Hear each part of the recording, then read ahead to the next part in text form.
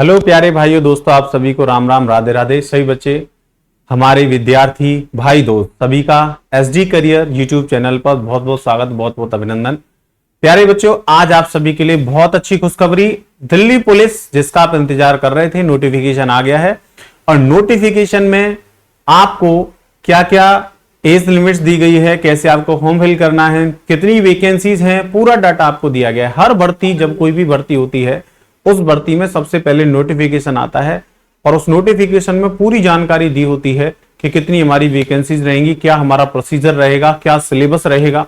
तो इस सारा कुछ डाटा दिया होता है। तो मैं इस वीडियो में आपको समझाऊंगा कि दिल्ली पुलिस के नोटिफिकेशन में क्या खास हुआ है, कैसे आपको फॉर्म फिल करना है, क्या सिलेबस है, क्या क्या सब्जेक्ट्स आपके आने, कैसे आपका पेपर आना है। सारा डाटा आपको नोटिफिकेशन में दिया होता है।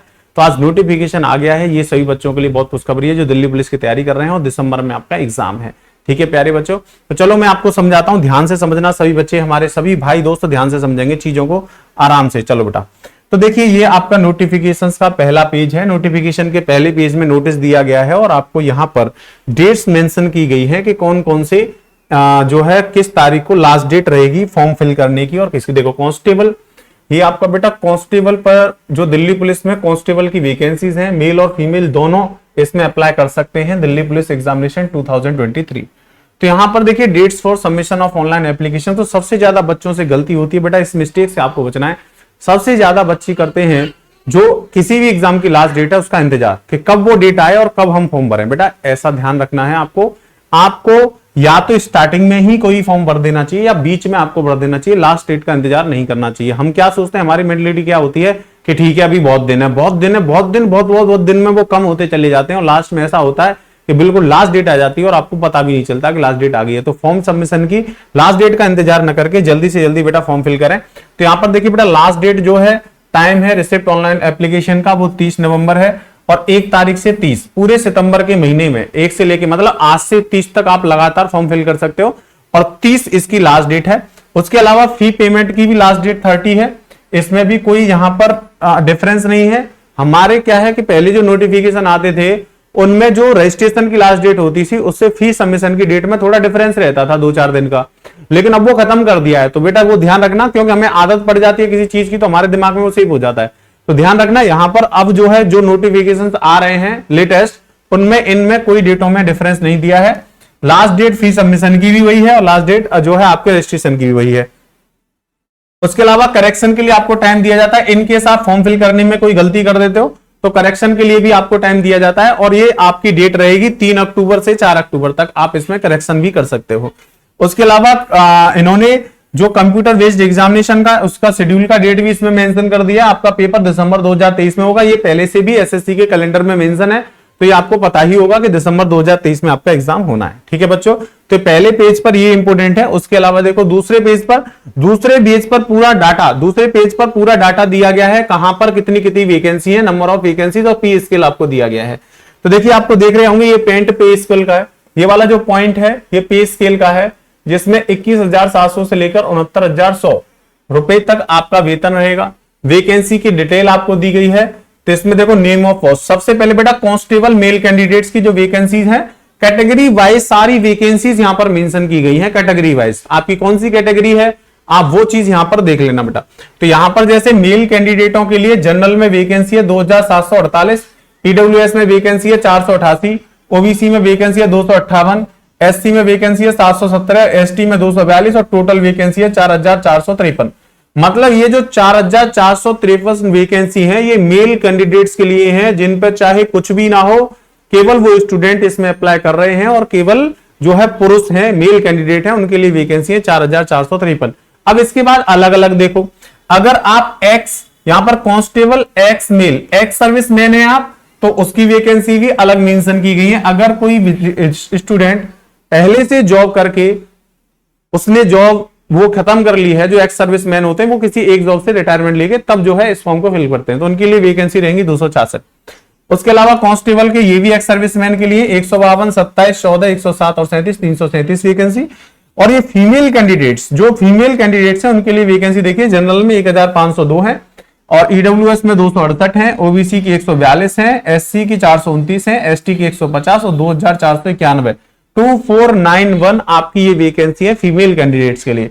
तो फीमेल कैंडिडेट्स को ये वैकेंसी का ध्यान रखना है, मेल को ये। और टोटल वैकेंसी आपको दी गई है 7547 सब मिला के 7547 वैकेंसी है, लेकिन मेल कैंडिडेट की वैकेंसी 4453 है, फीमेल की 2491 है। और मेरे प्यारे बच्चों, आपको तो सारी वैकेंसीज पर ना फोकस करके केवल अपनी एक वैकेंसी पे फोकस करना चाहिए, क्योंकि आपको तो केवल एक वैकेंसी चाहिए, चाहे आप मेल कैंडिडेट हो चाहे फीमेल हो। तो आपकी तैयारी उस लेवल की होनी चाहिए।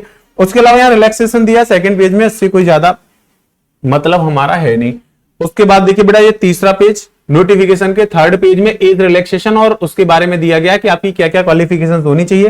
तो जैसा कि आप जानते हो, सबसे पहली क्वालिफिकेशन तो यही होती है, सिटीजनशिप और नेशनलिटी हमारी इंडियन होनी चाहिए, भारत के निवासी होनी चाहिए।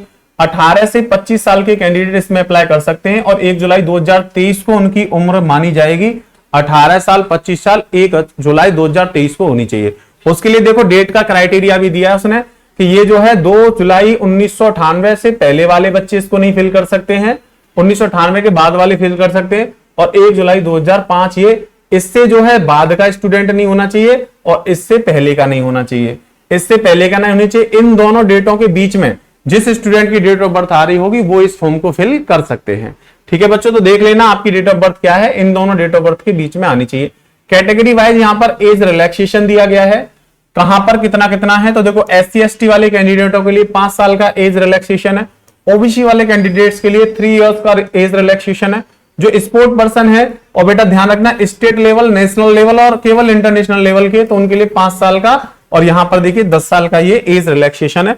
उसके अलावा डिपार्टमेंटल कैंडिडेट है कोई दिल्ली पुलिस का, तो अप टू 40 इयर्स। तो यहां पर ये आपको इस तरह से एज रिलैक्सेशन दिए हैं। जिस भी क्राइटेरिया में आप आते हो उसमें अपना एज रिलैक्सेशन आप देख लेना कि मेरे क्राइटेरिया में एज रिलैक्सेशन कितना है, ये दिया गया है। ठीक है प्यारे बच्चों, एक्स सर्विसमैनों के लिए भी दिया गया है। देखो अगले पेज पर क्या दिया है, अगले पेज पर यहां पर भी वही है, date of birth field candidate online application form and the same recorded. तो जो आपकी जो है, जो आप एप्लीकेशन फॉर्म में डेट ऑफ बर्थ फिल करते हो, जो एप्लीकेशन में फिल करते हो, वही आपकी डेट ऑफ बर्थ सारे सर्टिफिकेट्स में होनी चाहिए। Date of birth filled by candidate in online application form and the same recorded in the matriculation secondary examination certificate will be accepted by the commission. तो commission केवल उसी date of birth को मान्य करेगा बेटा जो आपके सर्टिफिकेट में हो और आपने भरी हो, तो वही आपको भरनी है। उसके अलावा दिल्ली पुलिस, ये थोड़ा थोड़ा multitasking, Delhi police SC ST OBC इन कैटेगरी में यहां पर डबल रिलैक्सेशन दिया गया है, यहां पर ये सारा मेंशन किया गया है। आप देख लेना आप कौन सी कैटेगरी में उसके अनुसार, तो ज्यादा महत्वपूर्ण ये चीजें नहीं है। उसके अलावा देखो बेटा यहां पर essential qualification, closing date, receipt of online, क्या क्वालिफिकेशन आपकी होनी चाहिए, 10+2 सीनियर पास होना चाहिए, रिकॉग्नाइज्ड बोर्ड से, education qualification relaxation up to 11th pass for the. तो यहां पर आपको क्वालिफिकेशंस दिया गया है और कुछ खास इस पेज में दिया नहीं गया है। और देखिए बेटा यहां पर और भी उसने कहा है वेटेज ऑफ एडिशनल मार्क्स, अतिरिक्त मार्क्स आपको किस किस चीज के मिलेंगे, कहां पर आपको एडिशनल मार्क्स दिए जाएंगे। तो एडिशनल मार्क्स में देखो बेटा, अगर कोई डिस्ट्रिक्शन पास होता है, क्लास ऑब्टेन्ड इन डिग्री और पोस्ट ग्रेजुएट में, उनको 5% मैक्सिमम मार्क्स का एक्स्ट्रा मिलेगा। और जो फर्स्ट क्लास पास होता है उसको 4% एक्स्ट्रा मिलेगा बेटा मैक्सिमम मार्क्स का। सेकंड क्लास होता है उसको 3% मैक्सिमम मार्क्स का एक्स्ट्रा मिलेगा, और जो केवल पास हुआ उसको 2% मार्क्स का एक्स्ट्रा मिलेगा। यहां पर ये एडिशनल मार्क्स दिए जाएंगे, एडिशनल मार्क्स का भी मेंशन किया गया नोटिफिकेशन में। तो ध्यान रखना, आपने अगर डिस्ट्रिक्शन आई है तो उसका भी आपको बेनिफिट मिलेगा। इसका मतलब इसमें आपकी जो पोस्ट ग्रेजुएशन में, यहां पर देखो मेंशन किया ये रहा, डिग्री में और पोस्ट ग्रेजुएशन डिप्लोमा जो आप करते हो उसमें अगर आप अच्छे मार्क्स लेके आओ तो उसका भी बेनिफिट आपको इसमें मिलेगा दिल्ली पुलिस में। ये बहुत अच्छी चीज है, इसका मतलब उसका भी थोड़ा महत्व है। जो बच्चों ने वहां पर अच्छा किया होगा उनको यहां पर उस चीज का फायदा मिलेगा, जो बच्चों के कम मार्क्स आए होंगे उनको यहां पर ये रिलैक्सेशन जो है कम मिलेगा। ये चीज मेंशन की गई है नोटिफिकेशन में। उसके अलावा देखो प्यारे बच्चों, यहां पर आपका फी पेमेंट का दिया गया है। Before submission of online application candidate must check that they have filled correct details in each field of the form. तो वो तो आपको चेक करना ही भाई, ये तो एसेंशियल पार्ट है। आप अपने अगर एप्लीकेशन फॉर्म में ही आप गलत इंफॉर्मेशन भरते हो, इसका मतलब आप सही तरह से तैयार नहीं हो। अच्छे से अपने फॉर्म को फिल करना, बिल्कुल चेकआउट करके कि कहीं पे कोई मिस्टेक ना हो। तो पहले से वार्न किया गया आपको। फी पेबल आपका 100 रुपीज रहेगा, फीस जो है आपकी 100 रुपीज रहेगी। उसके अलावा अलग अलग कैटेगरी वाइज भी फीस होती है, जैसे SC ST फ्री रहता है, तो यहां पर वो भी आप देख लेना किसकी कितनी फीस है। वो तो जब आप एप्लीकेशन फिल करते हो तो इसमें कोई गलती के चांस होते नहीं है, क्योंकि वो अपने आप ही उतनी फीस मांग लेगा जितनी जो है नोटिफिकेशन में दी होगी, उसमें आपको ज्यादा दिमाग लगाने की आवश्यकता पड़ती नहीं है। उसके अलावा देखो सेंटर ऑफ एग्जामिनेशन, बेटा सेंटर ऑफ एग्जामिनेशन मेंशन किए गए हैं, कौन कौन से सेंटर हैं आप देख सकते हो। आपका सेंट्रल रीजन वाले स्टूडेंट के लिए देखो यहां पर दिए गए हैं भागलपुर, दरभंगा, गया, मुजफ्फर, पटना, आगरा, बरेली, गोरखपुर, झांसी, कानपुर, लखनऊ, मेरठ, प्रयागराज, वाराणसी, सीतापुर, ऐसे ईस्टर्न रीजन वाले स्टूडेंटों के लिए ये आपके मेंशन किए गए आपके जो एग्जाम सेंटर हैं। तो जैसे ही आप अपना फॉर्म फिल करोगे, आप अपनी डिटेल्स भरोगे तो उसमें एग्जाम सेंटर आ जाएंगे। आपको जो उचित लगे, जो आपके नजदीक हो, उसको आप एग्जाम सेंटर फिल कर दोगे, जिससे आपको जाने आने में ज्यादा समस्या ना हो, आप आराम से देखा। उसके बाद देखिए बेटा स्कीम ऑफ एग्जामिनेशन, एग्जामिनेशन की क्या स्कीम रहेगी, कैसे आपका एग्जाम कंडक्ट कराया जाएगा। तो ये बहुत महत्वपूर्ण चीजें हैं, बस इसको समझो। ये महत्वपूर्ण बातें हैं उनको ध्यान से समझना है। तो देखो बेटा स्कीम ऑफ एग्जामिनेशन क्या रहेगी, ये जो है आपका एग्जाम होगा वो कंप्यूटर बेस्ड होगा। पहली बात मतलब ऑनलाइन होगा, जितने भी मोड आपके हैं उसमें ऑनलाइन मोड में आपका पेपर लिया जाएगा। ऑनलाइन मोड में पेपर में आपका जो है, उसके बाद आपका फिजिकल एंड्योरेंस, इसमें आपका फिजिकल भी होगा टेस्ट के बाद, उसके बाद आपका मेडिकल भी होगा, है ना। ये आपको 3 प्रोसेस से इसमें गुजरना पड़ेगा। आपको एग्जाम भी देना पड़ेगा, मतलब आपको अपना माइंड भी दिखाना है, प्लस आपको अपनी ताकत भी दिखानी है, क्योंकि आपको पता है कांस्टेबल की वैकेंसी है। उसके अलावा आपको अपना मेडिकल टेस्ट भी कराना है कि आप फिट हो कि नहीं। तो ये तीनों आपको 3 स्टेज से इसमें गुजरना पड़ेगा।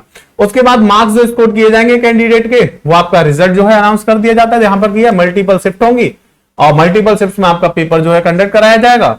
उसके अलावा 7/2/2019 सच दैट नॉर्मलाइज स्कोर, और जो नॉर्मलाइजेशन है वो उसके अकॉर्डिंग होगा। इस तरह से आपका एग्जाम होगा। कंप्यूटर बेस्ड जो एग्जाम होगा, उस कंप्यूटर बेस्ड एग्जाम में बेटा 100 क्वेश्चंस आपको दिए जाएंगे और 1 ऑब्जेक्टिव टाइप मल्टीपल चॉइस होंगे। मल्टीपल चॉइस मतलब आपको ऑप्शंस दिए होंगे, ऑप्शंस देकर आपको आंसर करना होता है, उसको हम मल्टीपल चॉइस बेस्ड क्वेश्चंस बोलते हैं, ठीक है। उसके अलावा देखो आगे वाले पेज पर यहां पर पूरा आपको दिया गया है क्या क्या सब्जेक्ट आपके रहेंगे और कैसे कैसे आपका पेपर लिया जाएगा। तो जो आपके 100 क्वेश्चन है बेटा, इसमें सब्जेक्ट आपका जो पार्ट ए है वो आपका जनरल नॉलेज और करंट अफेयर्स का रहेगा, जिसके 50 क्वेश्चंस आपको मिलेंगे और मैक्सिमम मार्क्स भी 50 होंगे। 50 क्वेश्चंस आपको मिलेंगे, मैक्सिमम मार्क्स 50 होंगे, और जो टेस्ट का ड्यूरेशन रहेगा वो 90 मिनट का रहेगा।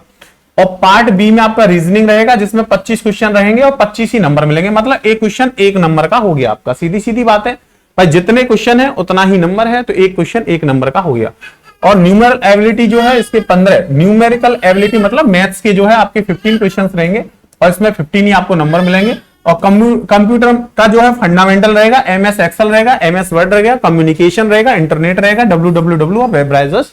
ये जो है बेसिक कंप्यूटर आपसे पूछा जाता है और इसमें 10 क्वेश्चन आपको मिलेंगे 10 नंबर के। इस तरह से आपका रहेगा और आप देख सकते हो ये आपका 50 हो गया, 25 25 50, टोटल 100 क्वेश्चन हो गए, 100 ही नंबर हो गए। हर एक क्वेश्चन जो है 1 नंबर का होगा, 100 क्वेश्चन 100 नंबर के, और 100 क्वेश्चनों को अटेम्प्ट करने के लिए मेरे प्यारे बच्चों आपको मिलेंगे 90 मिनट। तो मुझे नहीं लगता कि टाइम कम है, टाइम यहां पर पर्याप्त है। एसएससी सीजीएल सीएचएसएल की तरह टाइम की कमी आपको नहीं पड़नी चाहिए, क्योंकि टाइम थोड़ा मैथ के क्वेश्चनों में लगता है, रीजनिंग में तो उसका वेटेज यहां पे कम है। जीएस का और इसका तो आपको अगर आता है तो बड़ी जल्दी लगा दोगे, टाइम वेस्ट करने की कोई आवश्यकता पड़ती नहीं है। तो 60 क्वेश्चनों में आपको ज्यादा टाइम लगेगा नहीं, तो इसमें टाइम ड्यूरेशन बहुत अच्छा है, तो आपके पास ये पॉजिटिव पॉइंट है। उसके अलावा नेगेटिव हर एक में होती है, तो आपको तुक्के लगाने नहीं है। 0.25 की नेगेटिव मार्किंग भी रहेगी। यहां पर कंप्यूटर बेस्ड एग्जाम की आंसर की डाल दी जाएगी, जैसे प्रोसेस होता है वैसे ही होगा भाई। पेपर होगा, फिर आंसर की डाल दी जाएगी, फिर रिजल्ट आएगा और आपके मार्क्स। तो ये सारी चीजें बिल्कुल सेम जैसे होती हैं वैसे ही रहेंगी। उसके अलावा बेटा देखो फिजिकल टेस्ट का यहां पर क्या दिया गया, फिजिकल एंड्योरेंस टेस्ट जो होगा उसमें आपको फिजिकल एंड्योरेंस टेस्ट में ये 3 चीजों को आपको करना पड़ेगा। रेस चाहिए, लॉन्ग जंप चाहिए और हाई जंप चाहिए। इसमें 3 आपकी प्रतियोगिता टाइप में, मतलब 3 आपको स्टेज लेनी पड़ेंगी। इसमें पहले आपको रेस करनी पड़ेगी और रेस का जो है वो 1600 मीटर की रेस रहेगी। और जो 30 वर्ष से पहले के स्टूडेंट्स हैं उनको 6 मिनट का मिलेगा। ये इसलिए बताया गया एज के अकॉर्डिंग, क्योंकि कुछ ऐसे भी होंगे जो 30 से 40 के बीच में होंगे, कुछ 40 से ऊपर होंगे, क्योंकि इसमें एक्स सर्विसमैन भी तो भाग लेना ना, तो इस वजह से अलग अलग बताया गया। अगर आप केवल स्टूडेंट हैं, आप पे कुछ भी नहीं है, तो आपको 6 मिनट का टाइम मिलेगा 1600 मीटर की रेस करने के लिए। उसके अलावा लॉन्ग जंप में 14 फीट आपको जो है हाइट 14 फीट जो है लॉन्ग करना पड़ेगा, और हाई जंप में आपको ये 39 का रहेगा। इस तरह से आपका रहेगा। उसके अलावा अगर आप बात करें 30-40 वालों की, तो उनको थोड़ा सा रिलैक्सेशन दिया गया है। 7 मिनट उनको रेस के लिए मिलेंगे, 13 फीट उनकी लॉन्ग जंप रहेगी और 36 जो है आपकी हाई जंप रहेगी। उसके अलावा जो एबव 40 साल से होंगे उनको भी एक मिनट का यहाँ और 1 फीट का यहाँ, और यहाँ पर भी रिलैक्सेशन दिया गया है। ये आपका फिजिकल टेस्ट रहेगा। इसमें 3 आपको चीजें, आपको रेस पर भी ध्यान देना है, लॉन्ग जंप पर भी ध्यान देना है और आपको हाई जंप पर भी ध्यान देना है। तो ये रहेगा। उसके अलावा देखो हाइट वगैरह सब कुछ यहाँ पर बताया गया है। Standard of physical measurement male candidates के लिए फिजिकल मेजरमेंट टेस्ट जो है उसमें हाइट रहनी चाहिए आपकी 170, 170 हाइट रहनी चाहिए। रिलैक्सेशन, वो देखो भाई रिलैक्सेशन तो हर जगह है, पहाड़ी वाले क्षेत्र वाले लोगों के लिए। तो ये जो भी बच्चे हैं अगर उनको लग रहा है कि सर हम इस रिलैक्सेशन में आ रहे हैं तो वो देख लेना आपको कितना कितना रिलैक्सेशन मिल रहा है। जैसे 5 सेंटीमीटर का जो है एसटी वाले कैंडिडेट्स को मिल रहा है। उसके अलावा ये यहां पर देखो प्रजातियां डोगराज, मराठास, ये आप देख लेना आप जिसमें आ रहे हैं उसके अकॉर्डिंग आपको एज रिलैक्सेशन आपको फिजिकल में रिलैक्सेशन भी मिलेगा। जैसे एज रिलैक्सेशन मिलता है ऐसे ही यहां अकॉर्डिंग टू आप कहां पर, यहां पर देख सकते हो एससी एसटी वालों के लिए, एसटी वालों के लिए और उनके लिए रिलैक्सेशन भी यहां पर आपको मिलेगा।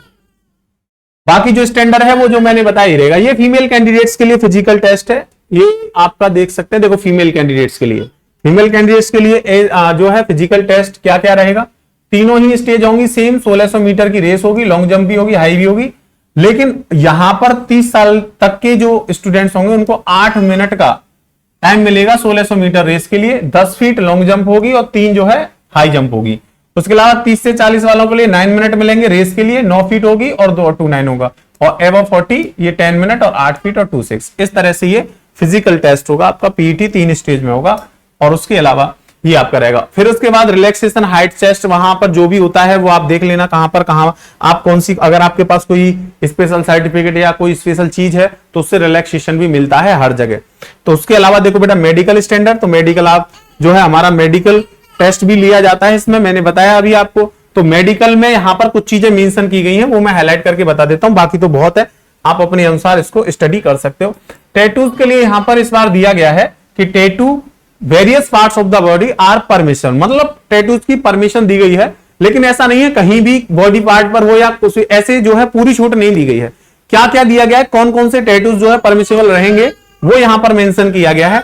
तो देखो कंटेंट पहला, टैटूज डिपिक्टिंग रिलीजियस सिंबल हो उनमें, अगर आपने कोई टैटू बनाया है जिसपे रिलीजियस सिंबल है, मतलब आपके धर्म का कोई सिंबल है या फिगर है या कोई नेम है या जो फॉलो किया जाता है इंडियन आर्मी के द्वारा, सेल बी परमिटेड। केवल ऐसे ही टैटूज परमिट किए जाएंगे, उससे अलग कुछ होगा तो वो परमिट नहीं किया जाएगा। उसके अलावा लोकेशन का भी यहाँ पे मेंशन किया गया है कि टैटूज जो है traditional sides of the bodies like inner aspect of forearm के इनर एस्पेक्ट पे, इस जगह पे, तो जो आर्म पे होगा केवल वही टैटू जो है। उसके अलावा बट ओनली लेफ्ट फोरआर्म, मतलब राइट पे नहीं होना चाहिए, राइट पे नहीं चलेगा, लेफ्ट पे होना चाहिए, लेफ्ट पे केवल वो परमिट किया जाएगा। और ये देखो लिखा है बीइंग नॉन सल्यूटिंग लिम्ब और dorsum of the hand shall be allowed.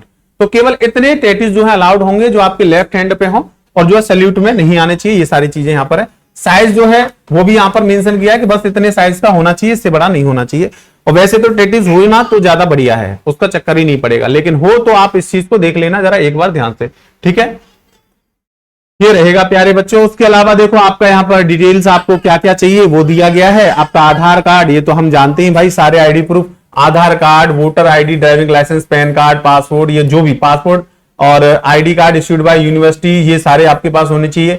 ये एक्स सर्विस मैन है तो उनके पास डिस्चार्ज बुक होनी चाहिए मिनिस्ट्री ऑफ डिफेंस की, एनी अदर फोटोज वियरिंग, और ये सारी चीजें आपके पास, आईडी कार्ड, जितने भी आपके सर्टिफिकेट हैं वो सारे आपके पास होनी चाहिए इन ओरिजिनल फॉर्म, क्योंकि जब डॉक्यूमेंटेशन होता है तो वहां पर ओरिजिनल चेक किए जाते हैं। उसके अलावा candidates will have to submit copies of various documents like, जो कैंडिडेट्स हैं उनको आप सभी को इनकी कॉपीज जो है वो सबमिट करनी पड़ेंगी, जैसे matriculation, secondary certificate, essential educational qualification, अगर आपने और भी एजुकेशनल क्वालिफिकेशन को मेंशन किया तो उसका सर्टिफिकेट आपके पास होना चाहिए।